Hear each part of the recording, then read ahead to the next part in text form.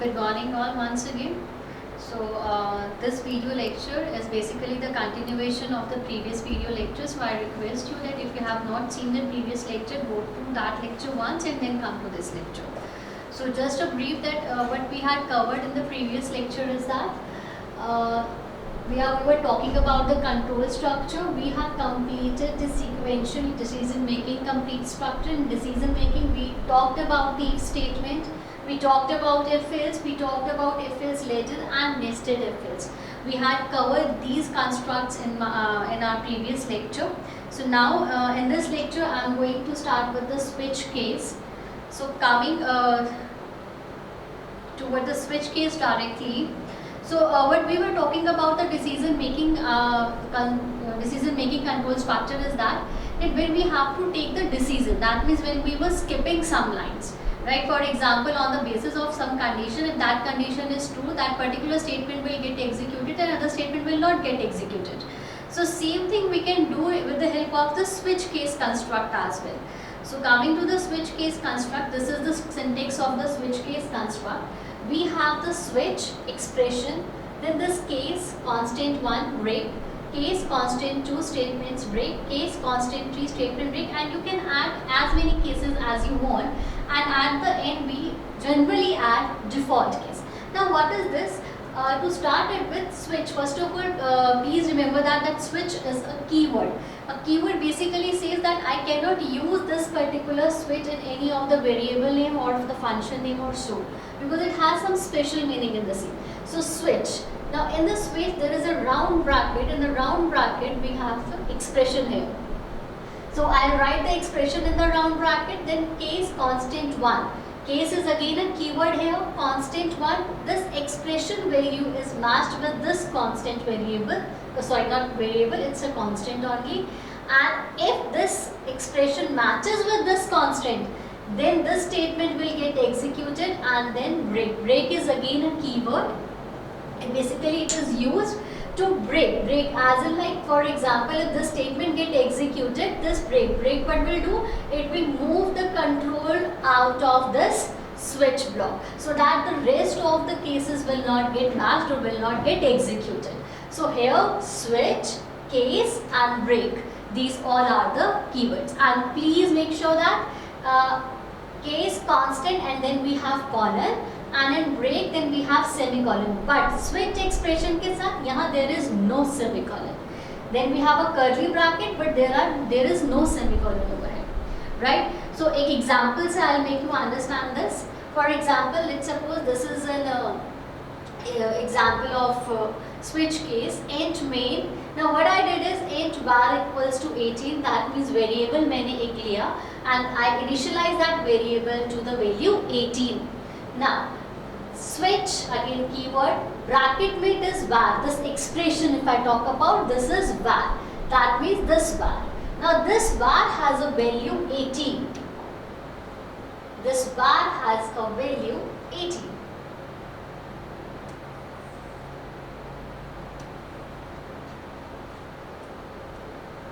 This var has a value 18. Now case 15, that means case, यहाँ पे this is a constant, case is a keyword, this is constant that I was talking about here, constant, print you are a kind, break, that means the var has a value 18. Now this value will get compared to each and every case. So first this value will get compared to 15, case 15, this is 18 and this is 15, doesn't match. So that means if this doesn't match, this particular block till break get skipped. Now this 18 will get compared with this particular value. Now again 18 and 18, now this is match. Now match, corresponding statement will get executed, that means the output will be eligible for vote. Eligible for vote and then break, that means after this, eligible for vote, after this executing this statement, this default statement will not get executed. Why? Because we are using the break over here. So what we are doing is we are matching it with the cases. Once the statement get executed, break. Now what the break will do? It will move the control out of the switch case block, right? Now let's just take another example. Now see, let's suppose if the var value is say 21. Let's suppose. Now this 21 value will get compared to this switch. This has a value 21. Now this 21 value will get compared to this case. Now this case has a value 15. So that means this doesn't match. So this particular block will get skipped. Now this 21 will match with this case. This is 21 and this is 18. Again there is a mismatch. So this particular block will also not get executed. Now up in this case, case 15 and case 18 दोनों ही match नहीं हुए. जब दोनों ही cases match नहीं होंगे तो उस case में ये जो डिफॉल्ट केस था ये ऑटोमेटिकली एग्जीक्यूट हो जाएगा. सो दैट मीन्स अगर यहाँ पर 21 है, पहला यहाँ 15 था, यहाँ 18 था, दोनों से मैच नहीं हुआ. इन दिस केस अब क्या एग्जीक्यूट होगा? Default case is executed. That means you will get this statement, default case is executed, and again break, the control will come out of the switch case block. So this is how the switch case exactly work. Now one more example.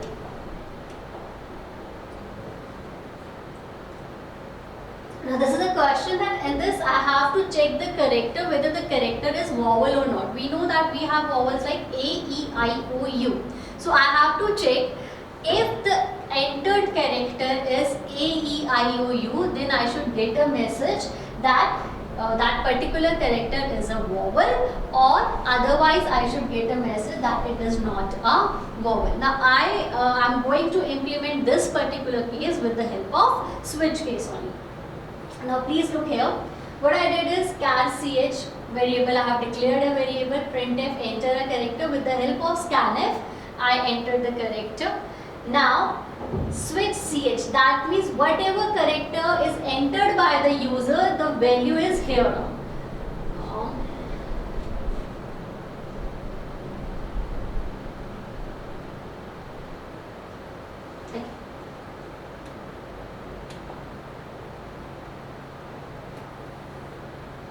Now मैं example ही लेके चलती हूँ. Enter a character. Let suppose user ने character enter कर दिया capital, just suppose. So now the CH has a value capital E. Now this capital E will get compared to each and every case. Now it will get compared to A, mismatch, then next case again mismatch, then next case again mismatch. Now please remember here, I am entering the capital E. This is a small e. This is case sensitive language. So capital E is a mismatch with small letter e. Now this again capital E will get matched to this particular case E.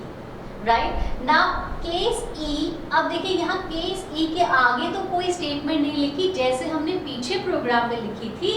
यहाँ मैंने कोई statement नहीं दी.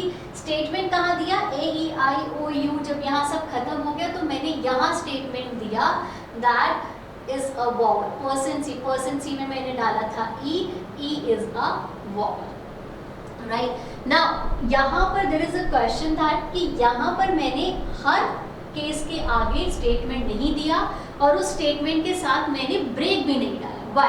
Now there is a reason behind that, and that reason is, see, A, E, E, I, O, U, इन सब के लिए मुझे एक ही statement print करवाना है, and that statement is that particular character is a vowel. अब मैं चाहती तो मैं इसको ऐसा कर सकती थी, no doubt.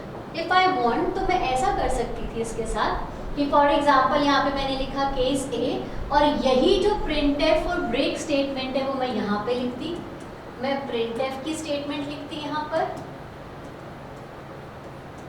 और मैं ब्रेक लगाती. फिर इसके आगे भी मैं printf लिखती, ब्रेक लगाती, इसके आगे भी printf लिखती और ब्रेक लगाती, and so on. Right? So ultimately मैं वही काम रिपीटेटिव कर रही हूँ. इससे बेटर ये है कि मैंने एक साथ सारे स्टेटमेंट लिख दिया और उसके बाद मैंने एक ही printf स्टेटमेंट दे दिया. ये चीज़ तब पॉसिबल है जब मेरे पास नंबर ऑफ केसेस हैं और उन नंबर ऑफ केसेस के लिए मुझे एक ही चीज़ एग्जीक्यूट करवानी है, मुझे एक ही स्टेटमेंट एग्जीक्यूट करवाना है, तब मैं इसको यूज़ कर सकती हूँ. So ultimately what this basically says is A, E, I, O, U, capital और small letter, इनमें से कोई भी केस अगर मैच होगा तो corresponding statement क्या एग्जीक्यूट होगी, that this is a vowel, और उसके बाद आप हो जाएंगे break, right?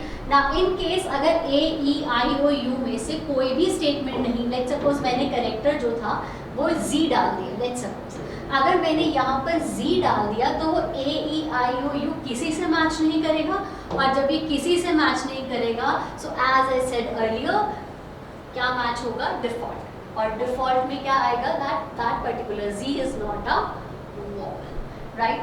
So this is the example of switch case कि कैसे हम ब्रेक यूज करते हैं, कहाँ हम ब्रेक यूज करते हैं. ब्रेक यूज करना is important, but we have to see that कि हमको ब्रेक कहाँ यूज करना है. क्या मुझे वो इंडिविजुअल स्टेटमेंट के साथ नीडेड है, वो मुझे इंडिविजुअल स्टेटमेंट के साथ नीडेड है, और it can work like that, right? That depend upon question to question. Now we had completed with the decision part. We have completed with the decision part, if else later, nested if and switch case. So अगर आप किसी भी construct में देखोगे तो इन सभी construct के अंदर what we are doing is we are skipping some statement on the basis of the condition. If that particular condition is true, the corresponding statement will get executed. Otherwise, the other statement will get executed. So at a time मैं किसी न किसी एक statement को skip कर रही हूँ. Now coming to this construct, that is a repetition or loop. As I said earlier also कि हमने एक तो statement को skip कर दिया, मैंने ऐसे control flow को disturb कर दिया. Second thing what I can do is control flow को डिस्टर्ब करने के लिए व्हाट आई डिड इज कि एक पर्टिकुलर लाइन है और वही स्टेटमेंट को मैं बार बार एग्जीक्यूट कर रही हूँ, may be 10 times, may be 20 times, may be 100 times and so on. अभी तक अगर मैं सीक्वेंशियल स्टेटमेंट, अगर मैं सीक्वेंशियल फ्लो की बात करूँ, so as I told earlier कि दैट मीन्स एक स्टेटमेंट सिर्फ एक ही बार एग्जीक्यूट होती है, right? Now in loop what I am doing, उस स्टेटमेंट को मैं एक बार एग्जीक्यूट ना करवाकर 10, 20, 30 एन नंबर ऑफ टाइम्स में उसको एग्जीक्यूट करवाऊंगी. सो उसको एग्जीक्यूट रिपीटेशन लूप के लिए हम लोग 3 कंस्ट्रक्ट यूज करेंगे सी के अंदर. One is for loop, while loop and do while. So one by one हम इसकी डिटेल में चलते हैं. Okay, so this is a loop first of all. अब लूप का पहले आप फ्लो चार्ट देख लीजिए कैसे बना हुआ है. स्टार्ट के बाद मैं करूंगी इनिशियलाइज करने के बाद चेक होगा condition. If this condition is true then code inside the loop will get executed, right? So if the condition is true the code inside the loop will get executed. Otherwise if it is false then it will get stop, right? अब जब code inside the loop will get executed तो उसमें कुछ updation statements भी होगी. वो statement update होगी, update counter से फिर से कंडीशन चेक होगी. कंडीशन अभी भी अगर ट्रू है तो अगेन इनसाइड लूप वाला स्टेटमेंट एग्जीक्यूट होगा, फिर से अपडेट होगा, फिर कंडीशन चेक होगी एंड सो ऑन. और ये तब तक चलता रहेगा जब तक मेरी कंडीशन फॉल्स नहीं हो जाती. जैसे ही मेरी कंडीशन फॉल्स होगी अपने आप लूप यहाँ पर आकर स्टॉप हो जाएगा. So starting with the for loop first. अब देखिए फॉर लूप का सिंटेक्स देखिए पहले. This is for, initialisation, condition, increment decrement operator, और इन वर्ड्स के बीच में इफ इट इज विजिबल और आई विल जूम इट, इनके बीच में सेमीकोलन्स हैं. Semicolons are there, right? So first of all to start with for loop.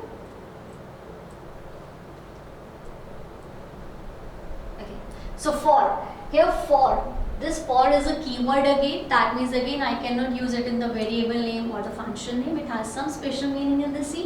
This for is accompanied by the round bracket and this round bracket is compulsory, right? अब इस round bracket के अंदर आप 3 चीजें लिखेंगे. पहला लिखेंगे initialization statement, सेकेंड आप लिखेंगे conditional statement, और थर्ड आप लिखेंगे increment या फिर decrement operator. And then you have to start with the curly bracket and you have to close the curly bracket. The curly bracket start करेंगे, close करेंगे, इसके बीच में जो भी statement लिखी होगी वो तब तक execute होगी जब तक ये middle वाला condition जो है वो जब तक true रहती है. जैसे ही वो कंडीशन फॉल्स हो जाएगी ऑटोमेटिकली कंट्रोल जो है वो इस फॉर लूप से बाहर आ जाएगा, राइट। सो एक एग्जाम्पल के थ्रू समझाती हूँ मैं इसको भी।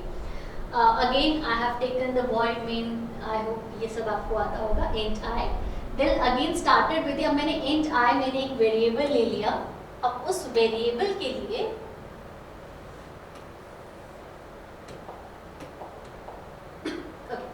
इंट आई वेरिएबल, अब आई को देखिए यहाँ पर मैंने लिया for loop, this for is a keyword, अब मैंने यहाँ पर लगाया राउंड ब्रैकेट, और राउंड ब्रैकेट में सबसे पहले मैंने लिखा i equals to 1. Now this i equals to 1 is initialization statement. This is known as initialization statement which says कि मैंने i को 1 से initialize कर दिया, right? Then I is less than equals to 10. This particular part is known as condition part. इसको condition part कहते हैं, right? And this I plus plus is known as increment operator. I plus plus, we know that I plus plus is I equals to I plus 1, right? That means कि मैं I को हर बार 1 से increase कर रही हूँ, right?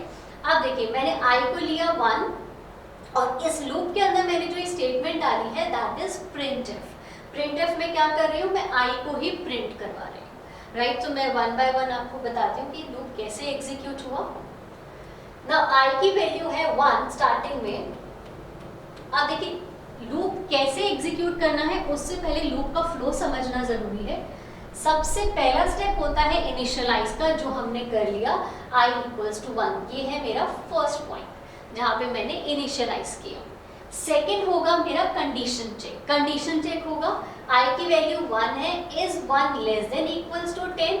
Yes, 1 is less than equals to 10। Condition है मेरी true. अब अगर कंडीशन ट्रू है, if true, statement inside loop is executed. Statement inside loop is printf I, that means I print हो जाएगा। I की वैल्यू है मेरे पास अभी 1। अब अगर यही फॉल्स होता तो कंट्रोल जो है वो आउट ऑफ लूप हो जाता, बट अभी क्योंकि कंडीशन ट्रू है तो मैंने स्टेटमेंट को एग्जीक्यूट कर दिया। अब फिफ्थ देखिए इसमें क्या होगा, इंक्रीमेंट और decrement operator. That means first ये हो गया, सेकेंड ये हो गया, थर्ड ये एग्जीक्यूट किया। अब नेक्स्ट पार्ट आ गया जहां पर मैं क्या कर रही हूँ, इंक्रीमेंट और डिक्रीमेंट ऑपरेटर। इंक्रीमेंट और डिक्रीमेंट ऑपरेटर दैट मीन्स अब ये एग्जीक्यूट होगा I प्लस प्लस। तो I की वैल्यू मेरी 1 है, जब मैं इसको 1 से इंक्रीमेंट करूंगी तो क्या हो जाएगी, I की वैल्यू क्या हो जाएगी, I की वैल्यू हो गई 2।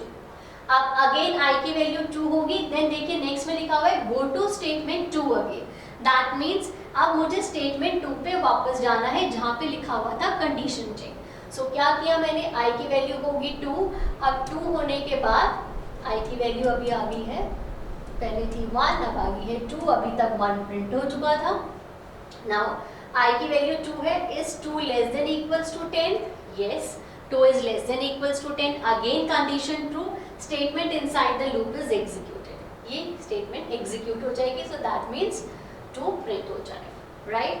देन अगेन क्या होगा, इंक्रीमेंट ऑपरेटर। इंक्रीमेंट ऑपरेटर होगा तो I प्लस प्लस, I की वैल्यू हो जाएगी 3। फिर से आप जाओगे कंडीशन पर गए, अब I की वैल्यू हो गई है 3 less than equals to 10, yes condition true. फिर से आप लूप में आओगे और आप लूप क्या कर दोगे, एग्जीक्यूट कर दोगे, 3 प्रिंट हो जाएगा एंड सो ऑन। अब ये कब तक चलेगा, ये तब तक चलेगा जब तक I की वैल्यू क्या नहीं हो जाती, 9। अब मैं 9 से देखती हूँ, देखो 9 प्रिंट हो गया। 9 तक जब तक होगा, 9 तक कंडीशन मेरी ट्रू रहेगी because 9 is less than equals to 10। अब 9 प्रिंट होने के बाद क्या होगा, फिर से एक इंक्रीमेंट ऑपरेटर होगा, वैल्यू हो जाएगी 10। फिर से कंडीशन चेक होगी, is 10 less than equals to 10, क्योंकि मैंने इक्वल टू लगा रखा है तो यस कंडीशन अभी भी ट्रू है। अब कंडीशन अभी भी ट्रू है तो फिर से 10 भी प्रिंट हो जाएगा। अब 10 प्रिंट होने के बाद फिर से इंक्रीमेंट ऑपरेटर होगा, दैट मीन्स I की वैल्यू हो गई 11। Now in this case condition दोबारा चेक होगी, is 11 less than equals to 10? No, 11 is not less than equals to 10। यहाँ पर ये वाली कंडीशन क्या हो जाएगी, फॉल्स हो जाएगी। और जैसे यहाँ पर ये वाली कंडीशन फॉल्स हो जाएगी तो देखिए फॉल्स में क्या होगा, control comes out of loop. तो कंट्रोल जो है वो लूप कर बाहर आ जाएगा। अब अगर आप ध्यान से देखिए तो i की वैल्यू 1 से लेकर 11 तक अपडेट तो जरूर हुई, लेकिन प्रिंट कहाँ तक हुई? प्रिंट हुई 1 से लेकर 10 तक। 11 वाली चीज प्रिंट नहीं होगी। क्यों नहीं होगी? क्योंकि इंक्रीमेंट तो हुआ लेकिन कंडीशन यहाँ फॉल्स हो गई, तो इसीलिए वो लूप से बाहर आ गई। ये प्रिंट स्टेटमेंट 11 के लिए एग्जीक्यूट हो ही नहीं पाई। So if you have seen carefully, what we had done is I की वैल्यू के अकॉर्डिंग मैंने एक statement, that means this statement printf, इसको मैंने 10 टाइम्स रिपीटेडली एग्जीक्यूट करवाया। सो जहाँ पर हम पहले सीक्वेंस फ्लो में एक लाइन को एक बार एग्जीक्यूट करवाते थे, यहाँ पर मैंने एक लाइन को 10 टाइम्स एग्जीक्यूट करवाया, right? So this is what the for loop is. Okay, so there is one more example in the for loop. See, now this is another example. Okay. Now अब इस example में देखिए same चीज है, i is less than equals to 10, i plus plus मैंने printf किया। अब देखिए आउटपुट मेरा आया 0 से 10 तक, 1 से लेके 10 तक, but you have to make sure, this question can be asked कि i की वैल्यू कितनी बार अपडेट हुई? i की वैल्यू 11 टाइम अपडेट हुई, लेकिन जो 11th वैल्यू थी उसके कॉरेस्पॉन्डिंग मैं ये स्टेटमेंट एग्जीक्यूट नहीं कर पाई। The reason being is that तब यहाँ पर ये कंडीशन मेरी क्या हो गई? फॉल्स हो गई, right?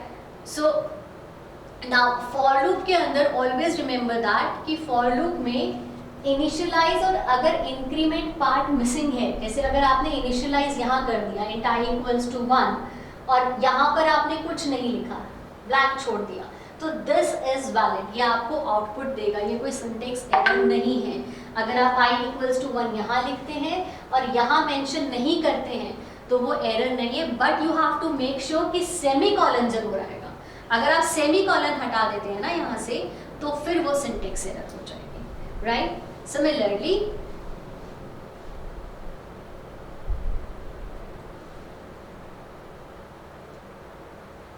like this, you can check the loop over here। देखिए अब स्टेटमेंट देखिए कैसे कैसे साथ साथ एग्जीक्यूट हो रही है, वन बाय वन कैसे कैसे इसका फ्लो जा रहा है। यहाँ से चलता है, कंडीशन चेक होती है, कंडीशन चेक होने के बाद ट्रू होती है तो स्टेटमेंट प्रिंट हो जाती है और फिर इंक्रीमेंट डिक्रीमेंट पे चला जाता है। अगेन कंडीशन चेक होती है, एग्जीक्यूट होता है और प्रिंट हो जाता है। और बिल्कुल इसी तरीके से जो प्रोसेस मैंने आपको अभी पहले एक्सप्लेन किया था, ये भी बिल्कुल उसी तरह से शो किया जाता है। Now another point is condition missing. That means पहले हमने बोला था कि इनिशियलाइजेशन पार्ट मिसिंग है, फाइन। अब मैं कह रही हूँ कि अगर कंडीशन पार्ट मिसिंग है, यहाँ पर कंडीशन नहीं है, कोई कंडीशन मैंने नहीं डाली। ध्यान रखिएगा, अगर मैंने कोई कंडीशन नहीं डाली तो लूप इनफाइनाइट टाइम चलेगा। इनफाइनाइट टाइम्स मीन्स जो भी यहाँ पर स्टेटमेंट लिखी है वो बार बार प्रिंट होती चली जाएगी। उसको स्टॉप करने के लिए मुझे फोर्सिबली स्टॉप करना पड़ेगा, ऑटोमेटिकली लूप से स्टॉप नहीं होगा अगर मैं कोई कंडीशंस